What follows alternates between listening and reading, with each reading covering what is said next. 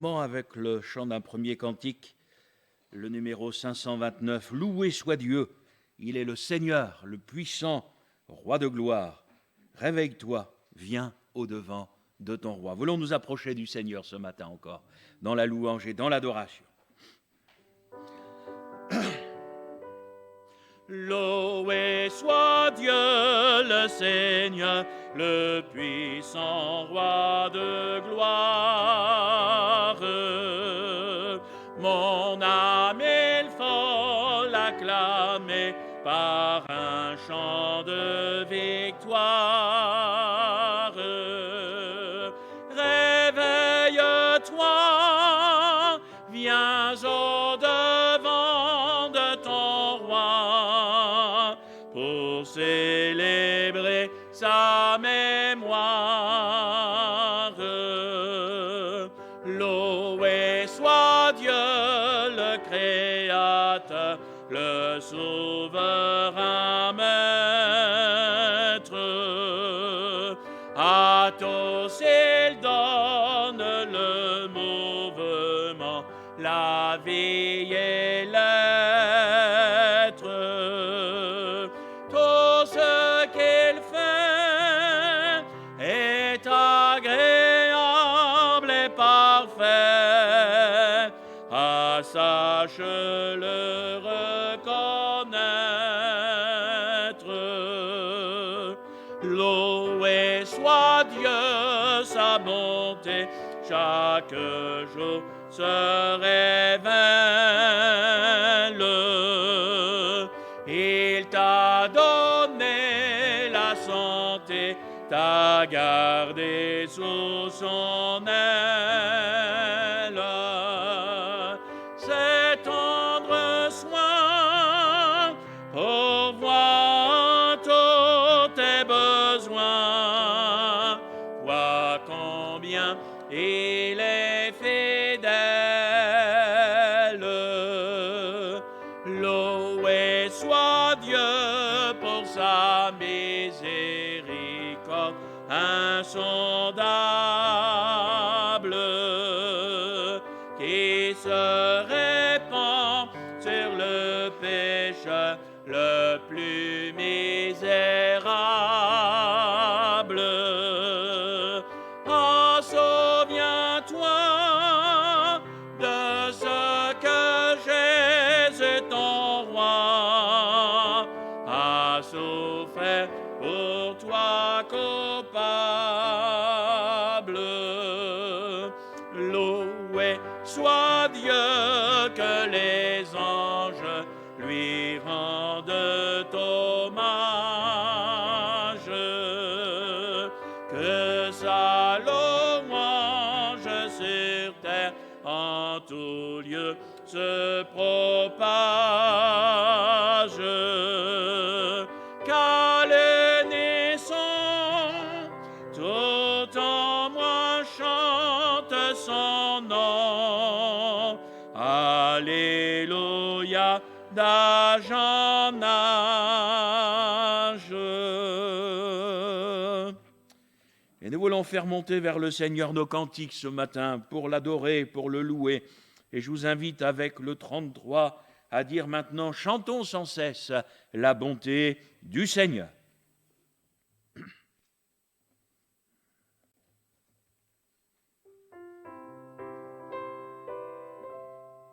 Chantons, chantons sans cesse la bonté du Seigneur, qu'une sainte allégresse remplisse notre cœur.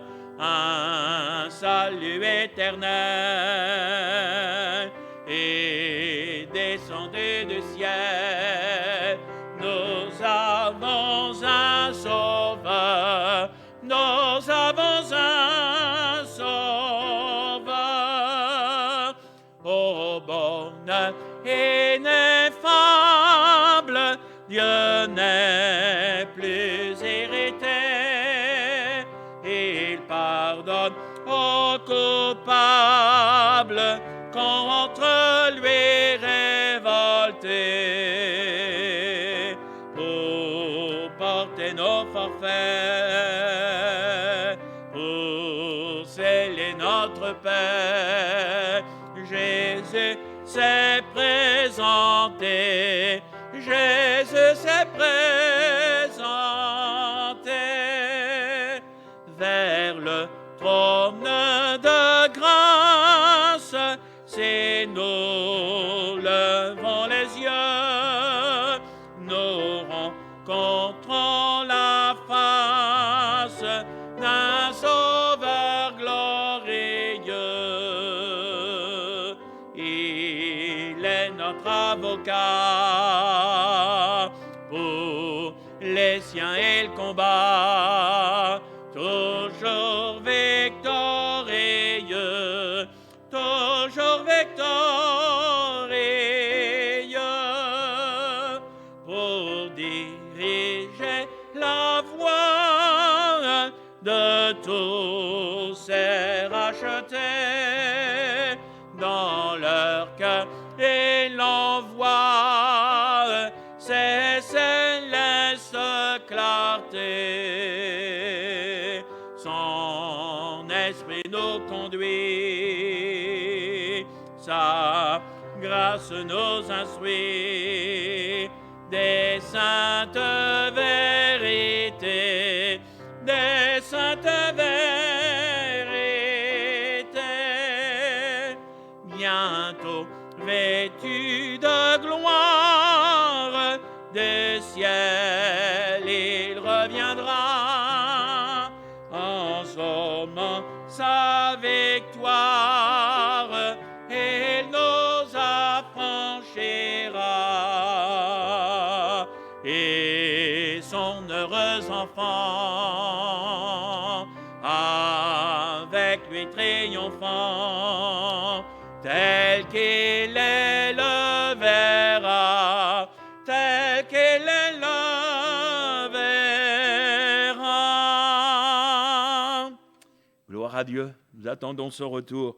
Et en l'attendant, eh bien, nous voulons nous préparer chaque jour afin que le jour où Jésus va revenir, eh bien, son Église soit prête, que nous soyons prêts aussi à partir avec lui dans la gloire.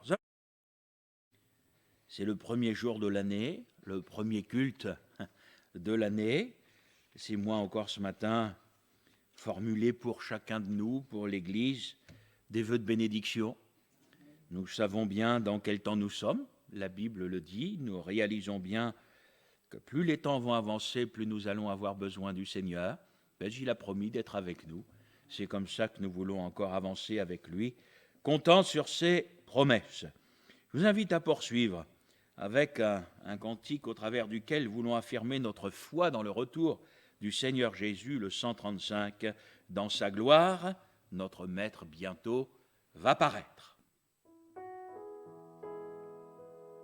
Dans sa gloire, notre Maître bientôt va paraître.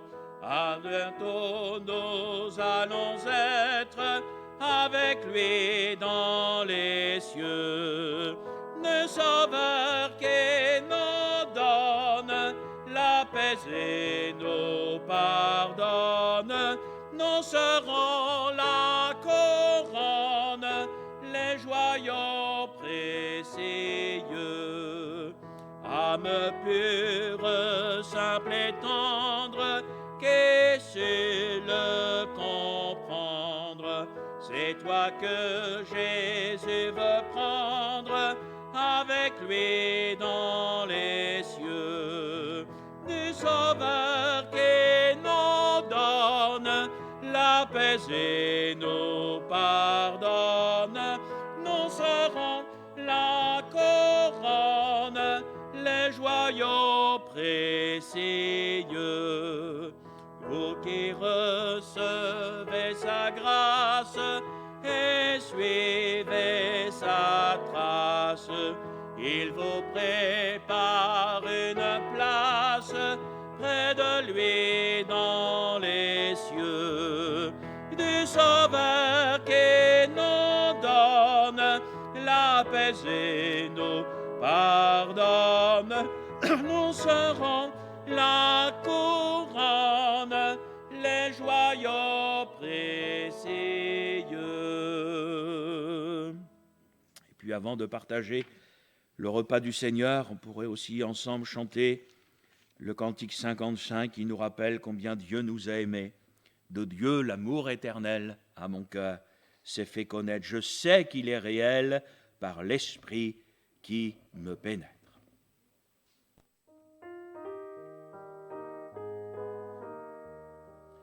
De Dieu, l'amour éternel à mon cœur s'est fait connaître, et je sais qu'il est réel par l'Esprit qui me pénètre. Toutes mes terreurs ont fui, une douce paix m'inonde, ô sécurité profonde, elle est à moi, je suis à lui. Ô sécurité profonde, il est à moi, je suis à lui. Jamais l'oiseau n'a chanté hymne si mélodieuse, et la terre n'a porté tant de fleurs si radieuses. Jamais dans l'azur n'a lui une lumière si belle. Au bonheur, vie éternelle, il est à moi, je suis à lui. Au bonheur, vie éternelle, il est à moi, je suis à lui. Mes péchés ont disparu, chassés comme une fumée, car pour moi Jésus mourut, de lui mon âme est aimée, sûr et fort de son appui, je repose en sa tendresse, et tout bas redescend sans cesse, il est à moi, je suis à lui. Et tout bas redescend sans cesse, il est à moi, je suis à lui. À lui seul et pour toujours, l'enfer, la mort et la vie, rien ne peut de son amour priver mon âme ravie. Que le monde soit détruit et que le soleil s'éteigne, Jésus vit et Jésus règne, je vis et je règne avec lui. Jésus vit et Jésus règne, il est à moi, je suis à lui. Gloire à Dieu. J'invite les frères à bien vouloir s'approcher pour préparer la Sainte Seine. Mon frère Daniel Basselet, Jackie Guéry, Sébastien Bonafé et mon frère Mathias Aubert, si vous voulez bien, s'il vous plaît. Les frères, vous approchez. Et pendant ce temps, frères et sœurs, suivre avec moi cette lecture que nous connaissons bien dans l'épître de Paul aux Colossiens au chapitre 2.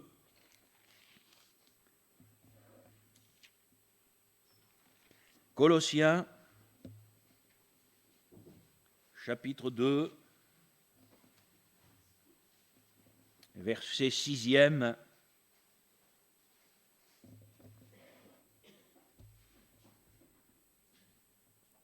Colossiens 2, 6. Existant en forme de Dieu, il n'a point regardé son égalité avec Dieu comme une proie à arracher, mais il s'est dépouillé lui-même en prenant une forme de serviteur, en devenant semblable aux hommes, et il apparut comme un vrai homme. Il s'est humilié lui-même, se rendant obéissant jusqu'à la mort, même jusqu'à la mort de la croix. C'est pourquoi aussi Dieu l'a souverainement élevé et lui a donné le nom qui est au-dessus de tout nom, afin qu'au nom de Jésus, tout genou fléchisse dans les cieux, sur la terre, sous la terre, et que toute langue confesse que Jésus-Christ est Seigneur, à la gloire de Dieu le Père. Amen. Avec mes excuses, c'était dans les Philippiens et non pas dans les Colossiens, mais comme vous connaissez tous le verset par cœur, vous avez tous tourné un chapitre de votre Bible assez rapidement. Que le nom du Seigneur soit béni. Puisque j'ai annoncé que j'allais prêcher dans le livre des Lamentations de Jérémie au chapitre 3, et nous lisons à partir du verset 21. Lamentation de Jérémie, chapitre 3, verset 21.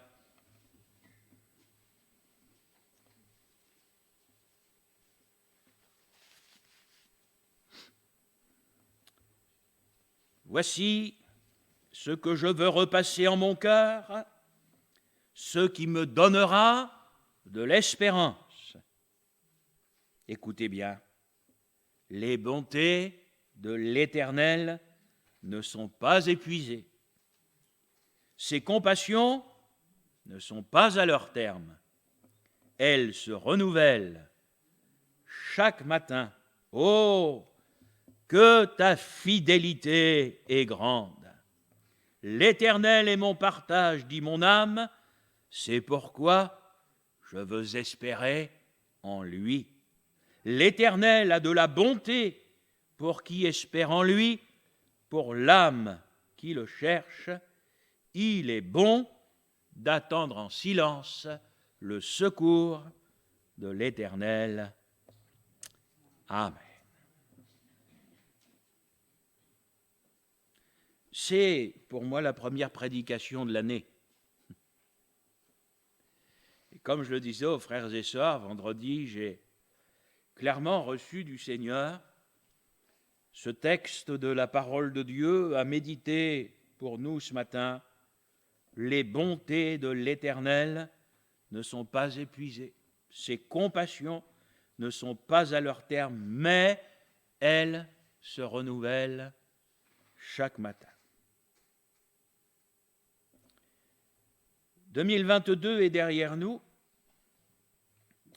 et je pense qu'à bien des égards, cela a été une année difficile. À titre individuel, comme au niveau collectif en ce qui concerne l'Église. Tout d'abord à cause des nombreux décès qui ont marqué l'année 2022. Alors d'un côté, on a la joie de savoir ceux qui sont partis auprès du Seigneur, c'est notre paix, c'est notre consolation. Mais de l'autre côté, vous et moi, nous savons qu'une séparation, c'est toujours quelque chose de difficile. Et c'est vrai que nous n'en avons pas eu qu'une au travers de cette année 2022. Il y a au sein de l'Église des situations de santé bien difficiles, des cas de maladie qui, depuis des mois, mobilisent l'Église dans la prière. Et nous continuerons à prier. Il y a eu et il y a, frères et sœurs, je crois qu'il faut être vrai, un contexte général qui est difficile, avec bien sûr les préoccupations liées à la guerre en Ukraine, toutes ces informations qui nous parviennent quotidiennement de tout ce qui se passe à quelques pas de chez nous, toutes les difficultés économiques, qui ne sont pas seulement engendrés par la guerre, la hausse des prix. Je pense que vous et moi, on a regardé plus d'une fois le prix de l'essence ou du gasoil avant d'en mettre dans la voiture. Et puis, je ne sais pas comment vous faites, mais ça m'est arrivé là dans cette fin d'année de faire les courses avec ma femme, d'avoir l'impression d'avoir 3 fois rien dans le caddie. Et puis quand je regarde la note derrière. Alors c'est vrai, frères et sœurs, ça c'est de l'objectivité, il ne faut pas fermer les yeux sur tout cela et qui fait que 2022 a été une année difficile. Mais au-delà, frères et sœurs, du contexte, au-delà d'une année, moi, je crois que le chrétien, c'est quelqu'un qui voit loin, parce qu'il a ses regards plongés dans la parole de Dieu. On pourrait être pessimiste. Moi, je crois, frères et sœurs, qu'en plongeant nos regards dans la parole de Dieu ne nous invite pas à être pessimiste, elle nous invite à être réaliste, à voir les choses avec objectivité et de tirer toujours de la parole de Dieu la vision dont nous avons besoin pour les temps qui viennent. Et par rapport à ces temps qui viennent, de trouver dans la parole de Dieu ce qui pour vous comme pour moi fera du bien à nos âmes. Quand le prophète Jérémie va écrire ces versets, le livre dans lequel on a lu ne s'appelle pas Lamentation de Jérémie pour rien. Le prophète, quand il écrit cela, connaît des temps particulièrement douloureux. Il parle d'amertume, il dit qu'il n'a plus d'espérance, il dit qu'il n'a plus de force. Vous savez, frères et sœurs, si c'est arrivé aux grands hommes de Dieu de la Bible, vous savez, quand la Bible elle parle des prophètes, ça veut dire quelque chose. Si ça leur est arrivé à eux face aux circonstances, d'être fatigués, d'être découragés, d'être parfois même déprimés, frères et sœurs, la Bible, elle nous a toujours dit qu'ils étaient des hommes de la même nature que nous. Et je ne veux pas que nous nous complaisions dans des sentiments négatifs. Mais néanmoins, frères et sœurs, il faut que vous et moi, nous acceptions comme quelque chose de normal de les connaître, de les vivre. Les plus grands de la Bible les ont connus et les ont vécus avant nous. Ça, c'est quelque chose de terrible parce que nous, on voudrait toujours être fort, on voudrait toujours être victorieux, on voudrait toujours tout casser, etc., etc. Puis il y a des fois, c'est nous qui sommes cassés. Et là, quand ça nous arrive, on a du mal à l'accepter parce que ça renvoie une image de faiblesse, n'est-ce pas? Nous, on voudrait être fort et puis tout à coup, on est obligé de réaliser qu'on ne l'est pas. On voudrait être conquérant et puis soit on réalise qu'on fait du surplace ou même parfois qu'on en a perdu, etc., etc. Donc, c'est vrai que notre amour-propre, frères et sœurs, et cette image que nous voudrions avoir de nous-mêmes en prend un coup. Mes chers frères et sœurs, moi je regarde la parole de Dieu et comme je le dis, je le répète, sans nous complaire dans de tels sentiments, eh bien, même les plus grands, face aux difficultés, face aux oppositions, eh bien, ont connu des temps comme cela.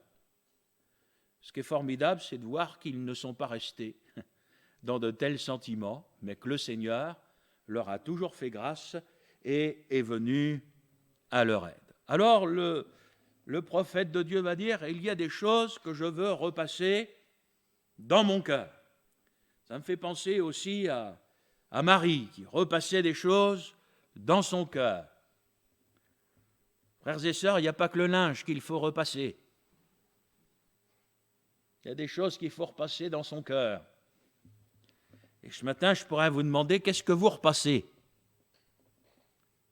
Vous doutez bien que je ne vais pas vous parler de votre linge. Vous vous souvenez des disciples d'Emmaüs? Jésus va leur dire, de quoi discutez-vous en chemin? Ah, c'était gai leur discussion, je ne vous explique pas. Alors, ça, c'est une des scènes des évangiles, moi, qui m'a toujours époustouflé. Des disciples, hein, vous savez, les mots de la Bible sont importants, des disciples. Ils vont regarder Jésus, ils vont dire, mais tu ne sais pas ce qui est arrivé?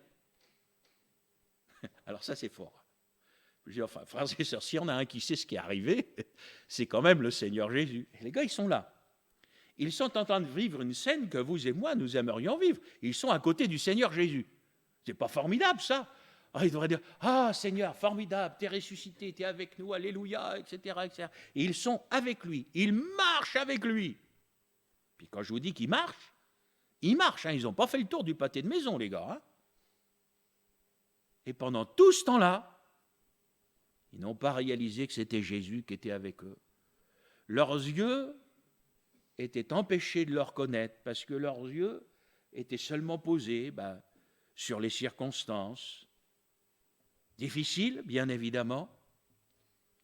Et ce matin, frères et sœurs, j'aimerais qu'avec l'aide de la parole de Dieu, nous fassions attention à ce avec quoi nous nourrissons nos âmes. Comment va votre boîte crânienne ce matin?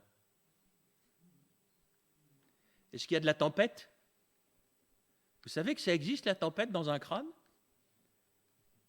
Oui. Il y a des fois, ça chavire. Extérieurement, on peut montrer des choses, mais oh là là, comme on est compliqué des fois. Vous avez déjà vu un cerveau? Hein, on est comme ça. Et c'est vrai, frères et sœurs, que quelquefois, on a bien du mal à maîtriser nos pensées. Hein. Il y a des choses qu'on peut maîtriser, mais ces pensées, hein, particulièrement, vous avez essayé de maîtriser vos rêves. Vous vous réveillez la nuit avec un cauchemar, un machin, vous dites, oh là là là. Alors vous dites, il faut que je pense à autre chose. Refermez les yeux, vous allez voir à quoi vous allez penser. Ça recommence. Et dans la journée, c'est pareil. On a du mal des fois à se détacher de certaines pensées. Le prophète va dire, voilà ce que je veux repasser dans mon cœur. Actuellement, dans mon cœur, il y a de l'amertume. Actuellement, dans mon cœur, il n'y a plus d'espérance, etc. C'est dur, c'est lourd. Mais quand il vit cela, le prophète de Dieu sait ce qu'il faut faire. Il sait là où il faut qu'il tourne ses regards. Il sait ce à quoi il faut qu'il pense. Et il va repasser dans son cœur quelque chose de merveilleux qui touche à la nature même de Dieu. Les bontés du Seigneur ne sont pas épuisées. Ses compassions ne sont pas à leur terme, au contraire, tous les jours, elles se renouvellent. Je ne suis pas en train de vous prêcher de la psychologie moderne. Je ne suis pas en train de vous prêcher le penser positif. Ça, c'est de la psychologie. Et ça ne sert à rien. Moi, je voudrais vous amener, frères et sœurs, à plonger vos regards dans la parole de Dieu, à nourrir vos âmes de ces textes de la parole de Dieu, de ce qui vous fera du bien, comme ça a fait du bien à Jérémie dans des moments difficiles. Mon frère, ma sœur, Dieu est fidèle. Dieu est fidèle. Et au-delà des circonstances difficiles, ce vers quoi il veut tourner ses regards, c'est vers le Seigneur, vers ce Dieu fidèle, vers ce Dieu qui est bon et qui répand ses bontés sur ses enfants, comme le dit le psalmiste, sur ceux qui espèrent en lui. Frères et sœurs, on ne va pas faire des pronostics sur 2023. Mais sans parler des décès ou des choses comme cela, ça fait des mois que moi, ça me travaille. Je ne suis pas forcément toujours capable d'expliquer cela avec des événements liés à des textes bibliques. Mais ça fait des mois que je ressens qu'on est passé dans une autre ère. Moi, je sens qu'au niveau spirituel, on a, dans ces derniers mois, peut-être dernières années, mais on a franchi un nouveau cap. Et nous sommes dans l'échelle des temps de la fin, dans vraiment ce qui précède le retour du Seigneur. C'est parfois difficilement exprimable, mais spirituellement parlant, on le ressent. Et c'est normal, parce que Jésus veut que l'Église soit prête. Donc, il prépare nos cœurs, et je crois que par le Saint-Esprit, le Seigneur nous fait sentir qu'il revient. Alors, moi, vous me connaissez, je veux être vrai. En me basant sur un texte comme ça, je pourrais ce matin gonfler l'Église à bloc et vous faire des belles promesses sur 2023, etc. Moi, je ne suis pas du tout convaincu que 2023 va être plus facile que 2022. Et je vous promets, frères et sœurs, que je suis loin, loin, loin, dans mon esprit, de faire des pronostics. Moi, je crois que nous allons vraiment connaître des temps difficiles. Peut-être pas forcément cette année, mais dans les temps qui viennent. De toute façon, la parole de Dieu nous le montre. Mais ce que je veux repasser en mon cœur, c'est que malgré les temps difficiles, Dieu ne change pas. Les temps difficiles, ils sont déjà là, ils seront encore là. Ce que je veux repasser dans mon cœur, c'est que ces bontés ne sont pas épuisées. J'ai envie de vous dire, elles sont inépuisables. Et c'est seulement comme cela que vous et moi, nous pouvons continuer à avancer, non pas en essayant justement de nous remplir de pensées positives pour éviter de penser à ce qui est négatif, en ayant, vous et moi, les pieds sur terre. Il faut les avoir avec la parole de Dieu.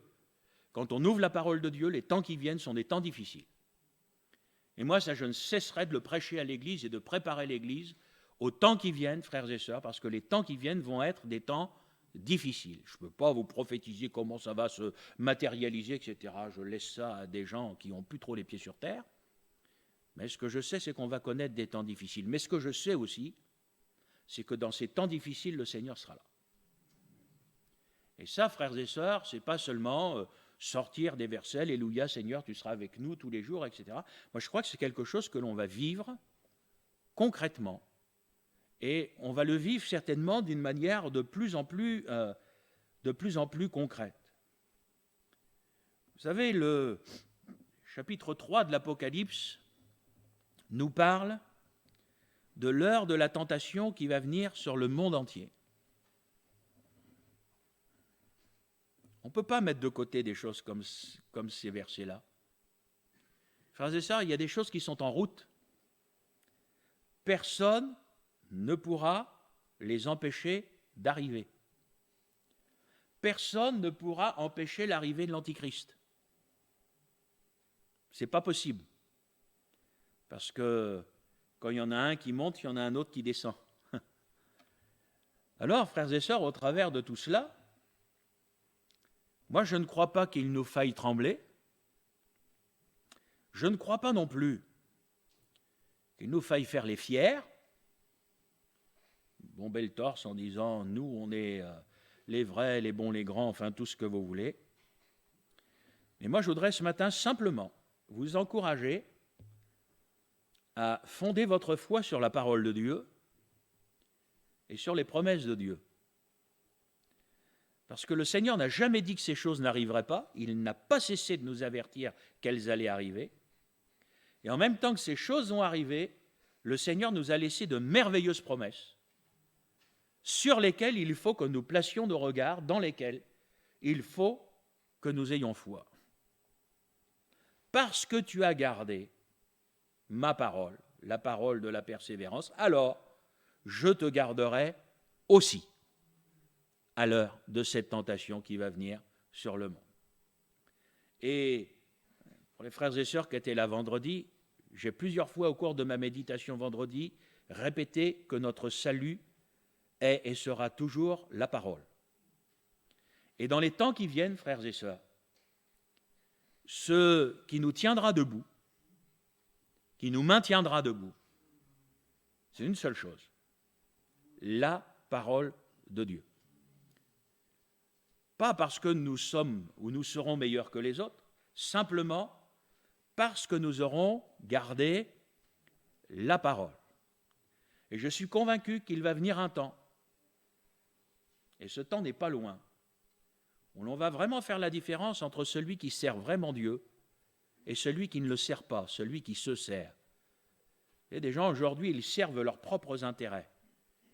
Je vais vous dire, il va venir un temps où vous allez avoir une séparation, j'ai envie de dire naturelle, qui va se faire entre ceux qui aiment la parole, qui sont prêts à mourir, s'il le faut, pour rester fidèles à la parole, et puis ceux qui sont prêts à tous les compromis du moment qu'on les laisse tranquilles et qu'on les laisse surtout très haut sur une estrade. Je vous ai souvent dit, vous savez, j'ai été marqué dans tous ces voyages que j'ai pu effectuer par ces premiers services de baptême, où en Inde, quand ils baptisaient les gens, à la fin, ils leur disaient « Es-tu prêt à mourir pour le Seigneur ?» Je ne sais pas si vous réalisez ce que ça peut faire quand vous avez toujours été baigné, vous savez, dans les églises, voilà. Tu crois que le Seigneur est ton sauveur, tu crois qu'il a pardonné tes péchés, tu veux t'engager à le servir tous les jours de ta vie, oui, oui, oui. Es-tu prêt à mourir pour lui? Parce que ces gens qui se faisaient baptiser, à cause de leur baptême, ils mettaient leur tête en jeu. Ça, c'est clair, hein? Je ne suis pas convaincu, moi, dans toutes ces églises où ceux qui se font baptiser avec un joli t-shirt, vous savez, tout ça, là, et que le pasteur leur demande « Est-ce que tu serais prêt à mourir pour le Seigneur ?»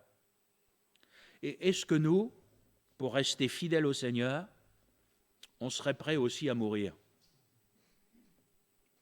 Ou est-ce qu'on entrerait dans des compromis en disant « Frère, vous comprenez, on ne peut plus. Voilà, on est allé au bout, maintenant. Ouais. » Frères et sœurs, aujourd'hui, il y a des chrétiens qui sont en prison parce qu'ils n'ont pas voulu renier leur foi. Vous le saviez? Allez en Chine. Aujourd'hui, on vous parle de la Chine, puissance économique, etc. Les virus. Mais vous n'entendez pas beaucoup la télévision vous parler des prisons, des églises fermées, des pasteurs emprisonnés, dont les familles restent parfois plusieurs années sans nouvelles, sans droit de visite, ne savent même pas s'ils sont encore vivants ou pas. Ouais, tout ça, c'est aujourd'hui, frères et sœurs, avec des gens qui sont ce qu'ils sont. Je ne suis pas convaincu que si vous alliez dans un culte en Chine, que ça vous plairait. En tout cas, ils sont fidèles. Quand vous pensez qu'aujourd'hui, un des endroits dans le monde où il y a un des plus grands réveils, c'est en Iran. Moi, j'ai dit, Seigneur, en Iran? Ouais, en Iran. Malgré tout ce que l'on entend, tout ce qu'on voit, les émeutes, tout ça, les difficultés. Ouais. Voyez-vous, frères et sœurs, Jésus revient. Et vous savez quelle était l'inquiétude du Seigneur Jésus? Quand je vais revenir, est-ce que je vais encore trouver la foi sur la terre? Si vous ouvrez l'Apocalypse et vous regardez les lettres aux 7 églises, des églises, le Seigneur en trouvera. Ça, il n'y a pas de problème. Mais lui, il ne se pose pas la question de savoir s'il va trouver des églises. Ça, c'est sûr qu'elles seront là. Il se pose la question de savoir est-ce qu'il trouvera la foi dans ces églises. Parce que vous doutez bien que la foi, ce n'est pas chez un converti qui va aller la chercher. Oh là là! Et voyez-vous, mes chers frères et sœurs, moi je bénis Dieu, parce que ce soit vous ou moi, nous avons déjà connu des temps difficiles, mais le Seigneur a toujours été fidèle. Avec vérité, nous n'avons pas toujours été fidèles. Et pourtant, il ne nous a jamais laissé tomber. Et quand nous sommes tombés, qu'est-ce qu'il est venu faire? Il est toujours venu nous relever. Il nous a toujours fait grâce. Frères et sœurs, chaque fois que je lui ai demandé pardon, il a fait quoi? Il a pardonné. Ça me dépasse. Mais chaque fois, il l'a fait. Et voyez-vous, frères et sœurs, ce n'est pas la peine d'aller chercher des choses compliquées. Ce que je souhaite à chacun de nous, c'est de rester fidèle à la parole de Dieu. C'est qu'il y ait en vous toujours cet amour de la vérité. C'est ça qui vous gardera dans les temps difficiles qui viennent. Pas autre chose, la parole. Je crois, frères et sœurs, il n'y a jamais de hasard avec Dieu, comme je le prêche en ce moment en étude biblique le vendredi soir. Je crois qu'il y a dans ces temps de la fin, je crois qu'il y a vraiment des temps de combat spirituel. Je crois que les chrétiens vont être secoués. Je crois que l'Église, il ne faut pas se leurrer, frères et sœurs, je crois que l'Église, elle va être secouée, elle va être encore éprouvée, mais ce que je sais aussi, c'est qu'elle restera debout. Tant que nous garderons la parole de Dieu, tant que la parole de Dieu sera le centre de nos rassemblements, tant que nous viendrons pour ça et pour rien d'autre, l'Église restera debout. Ce n'est pas une guitare qui tiendra l'Église debout. Ce n'est pas des jeux de lumière. Ce n'est pas des activités. Vous savez bien qu'aujourd'hui, les gens, c'est ça qu'ils recherchent. Ce qui vous tiendra debout, c'est la parole de Dieu. Et rien d'autre, frères et sœurs. Et tant qu'il y aura dans votre cœur l'amour de la parole de Dieu, tant que la parole de Dieu restera au centre de votre vie, tant que la parole de Dieu sera la motivation de nos rassemblements, l'Église restera debout. Alors je ne vous dis pas qu'on ne sera pas secoué, je ne vous dis pas qu'on n'aura pas d'épreuves, je ne vous dis pas qu'on ne sera pas la cible d'attaques, de combats, etc. Au contraire, ceux que le malin va cibler, c'est ceux qui veulent rester fidèles, il ne faut pas se leurrer. Les autres, je vous l'ai toujours dit, ils ne les dérangent pas. Mais moi je sais que le Seigneur manifestera sa grâce. Alors, malgré tout, on est encore là ce matin. Malgré les nombreuses épreuves, les temps difficiles connus en 2022, on est encore là ce matin. D'après vous, qu'est-ce qui fait qu'on est debout? C'est parce qu'on est des grands costauds ou parce que le Seigneur est là et fidèle? Alors, frères et sœurs, moi je bénis Dieu parce que malgré tout ça, malgré les temps difficiles qui viennent, soit on construit un abri anti-atomique et on se met à l'abri en attendant que ça se passe, soit, tant qu'il fait jour, on travaille. Alors c'est sûr que ce n'est pas facile. Faut reconnaître, frères et sœurs, il y a eu des temps plus faciles pour travailler que ceux dans lesquels on travaille aujourd'hui, mais vous avez et vous aurez toujours la tentation pour une famille, pour une personne, pour une église de créer une espèce de bulle protectrice.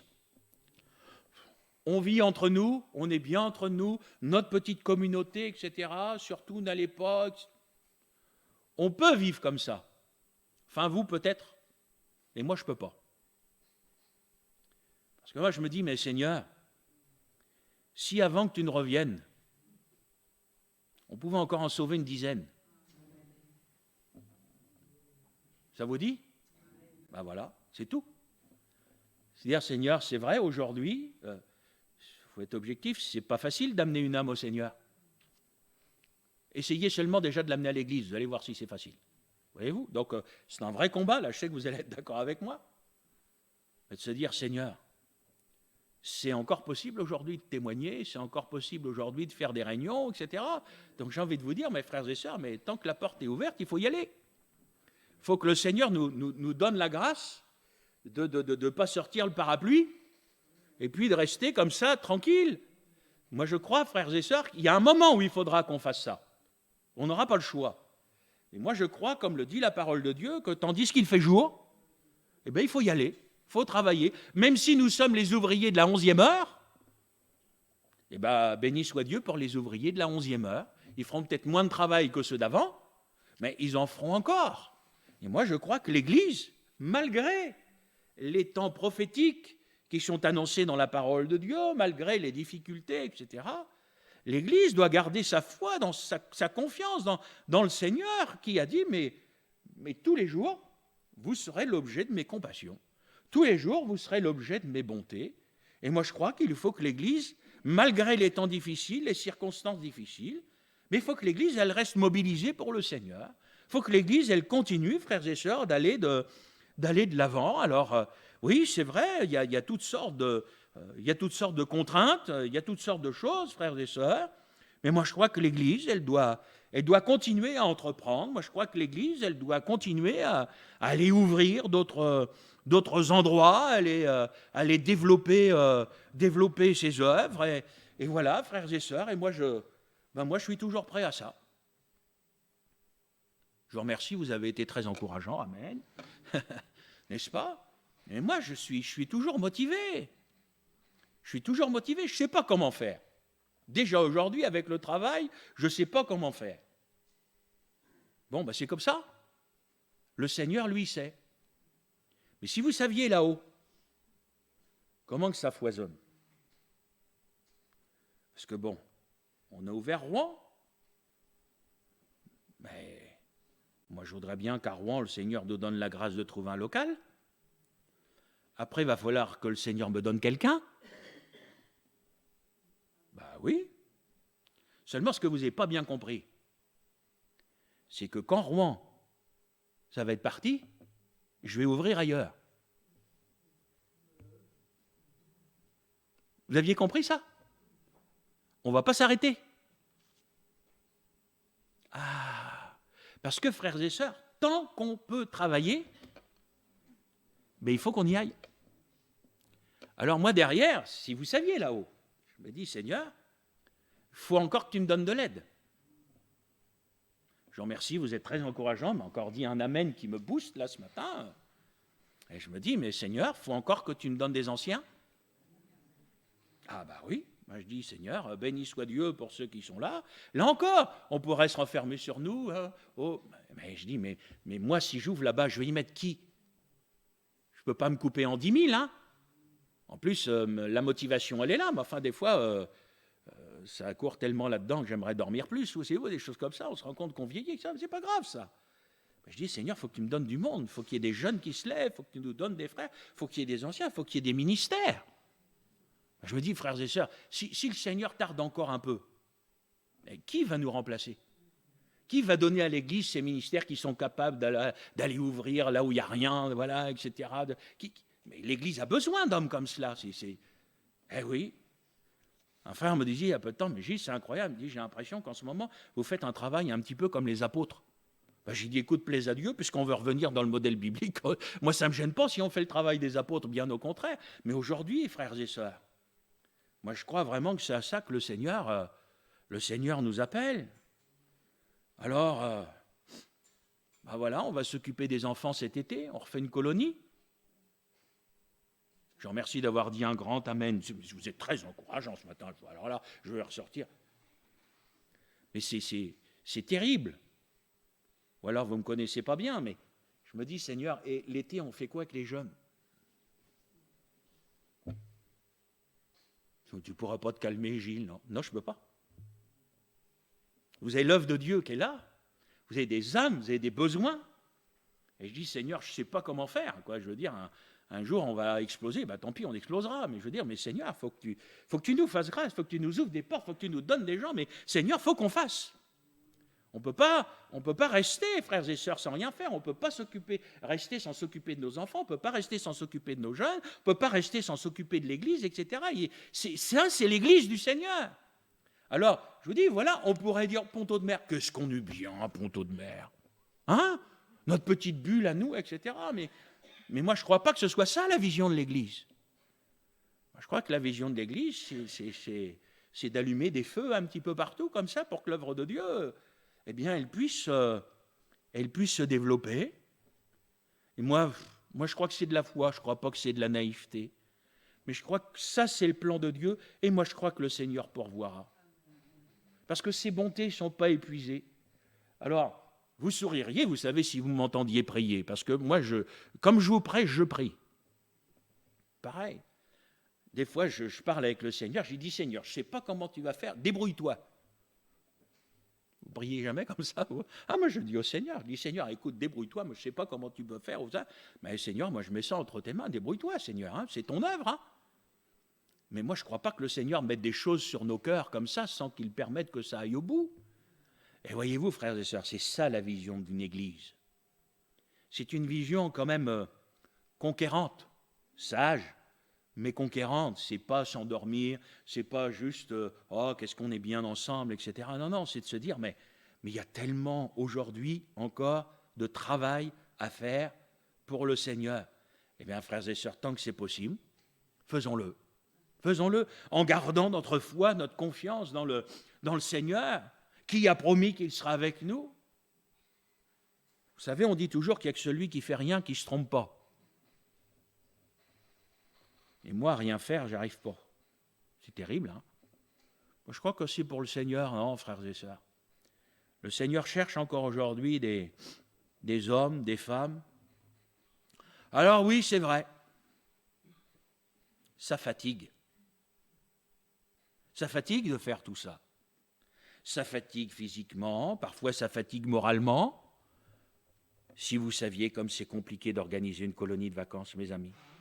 C'est une usine à gaz, mais vous verriez les normes, les déclarations, si vous saviez les heures de prise de tête avec l'administration, mais des heures, et c'est toujours pas résolu. J'ai envie de vous dire, c'est pas grave. C'est pas ça qui va nous arrêter. Alors oui, il y a des moments où on sera fatigué. Pour que vous compreniez bien la fatigue morale, je veux dire, il y a des moments où on sera lassé. Il y a des moments où on aura envie de tout arrêter. Il y a des moments où vous aurez envie de décrocher la lune. Vous allez avoir des frères et sœurs qui vont vous encourager. Et puis, il y a des moments où vous voudriez être loin dans un chalet dans la montagne, être tout seul tranquille, là. Parce que vous avez d'un côté des gens qui vous encouragent, vous en avez d'autres, ils n'ont pas tout à fait la même notion. Frères et sœurs, s'il fallait attendre d'être en forme pour faire quelque chose, on est d'accord? Non, moi je garde cette vision spirituelle, vous savez. Et puis, je me dis, écoute Seigneur, moi j'y peux rien. Il faut que tu me fasses grâce, il faut que tu renouvelles mes forces. Oui, voilà. Alors, je vous promets, je bénis le Seigneur pour les frères qu'il a mis à côté de moi. Mais c'est sincère ce que je vous dis. Moi, je bénis Dieu. Je bénis Dieu pour notre frère Joël Massa. Attention, il ne rajeunit pas non plus, Joël. Hein. Joël, vous voulez demander n'importe quoi, ce sera toujours oui. Jean-Claude, il est à Rouen en train de faire le culte ce matin. Que le Seigneur bénisse Jean-Claude avec les frères et sœurs de Rouen. Gloire à Dieu. Julien au milieu de nous, etc. Frères et sœurs, moi je bénis Dieu pour tous ceux qui se lèvent pour le Seigneur. La moisson est grande, mais elle est tellement grande que ça ne suffit pas. Ça suffit pour nous. Mais si on a une vision du travail pour l'œuvre de Dieu, mais moi je dis, Seigneur, non, ça ne suffit pas. Alors je prie, j'espère que vous aussi. Puis je dis, Seigneur, aujourd'hui encore, il faut que tu appelles. Aujourd'hui encore, il faut que tu lèves. Aujourd'hui encore, il faut que tu qualifies. Et vous avez trop mangé hier soir. Hein? Je ne sais pas ce que vous avez fait hier soir au niveau du réveillon, mais là, pour vous décrocher un amen ce matin ou quoi que ce soit, dis non, je crois qu'on bat des records ce matin. Hein? Frères et sœurs, travaillons et luttons, malgré la fatigue, malgré les coups, malgré certains moments de découragement, malgré tout ce qui peut arriver. Travaillons pour le Seigneur. Frères et sœurs, je vous en supplie, écoutez-moi. Ne vivons pas avec des regrets de ce que nous aurions pu faire et que nous n'avons pas fait. Tout ce que ta main trouve à faire, fais-le. Ça, c'est écrit dans la parole de Dieu. Et je suis convaincu, frères et sœurs, que l'Église, elle ne s'appauvrira pas. Vous entendez ce que je dis? L'Église, en bénissant les autres, autour, en bénissant jusqu'aux extrémités de la terre avec ce que l'on fait, avec cette vision missionnaire, les soutiens aux persécutés. Moi, j'aimerais vous dire, l'Église, elle ne s'appauvrira pas. J'en ai toujours fait l'expérience, et par la grâce de Dieu, eh bien, le Seigneur continuera. Puis le Seigneur revient bientôt. Vous savez, on aura des comptes à rendre en tant qu'Église aussi devant le Seigneur. Le Seigneur pourrait nous dire, mais pourquoi tu n'as pas fait ça? Pourquoi tu n'as pas été là, etc. Parce qu'il y a des fois, on ne peut pas y aller, la porte est fermée, mais il y a d'autres fois, on ne cherche même pas à l'ouvrir. Donc je crois, frères et sœurs, qu'il faut qu'on garde cette foi dans le Seigneur. Chaque jour suffit sa peine, et chaque jour, les bontés du Seigneur nous seront renouvelées. Bien sûr, à titre personnel, j'en suis convaincu pour chacun de vous, frères et sœurs, mais moi je suis convaincu aussi au niveau de l'Église, alors que le Seigneur nous bénisse. Le Seigneur ne va pas rendre notre chemin plus facile, il ne va pas rendre les circonstances moins difficiles, il sera seulement avec nous, tous les jours, à nos côtés. Alors que le Seigneur vous bénisse, restons proches les uns des autres, aimons-nous les uns les autres, prions les uns pour les autres, soutenons-nous ensemble. Vous savez, frères et sœurs, la véritable communion fraternelle, ce ne sont pas des mots. Hein. Ne laissons personne venir perturber notre communion fraternelle par certaines paroles, etc., qui se voudraient spirituelles. Non, non, frères et sœurs, c'est trop précieux. Cultivons ça, gardons-le, puis faisons des petits. Eh oui, c'est ce que je dis. Ça, frères et sœurs, il faut que ça se répande tout autour de nous, parce que c'est une bénédiction. Et puis, je vais terminer avec ce que j'ai écrit dans mes notes. Et si le Seigneur revenait en 2023, est-ce que nous sommes tous prêts à le rencontrer? Parce que c'est une chose de savoir que Jésus revient. C'en est une autre que d'être prêt à le rencontrer. Que le Seigneur vous bénisse.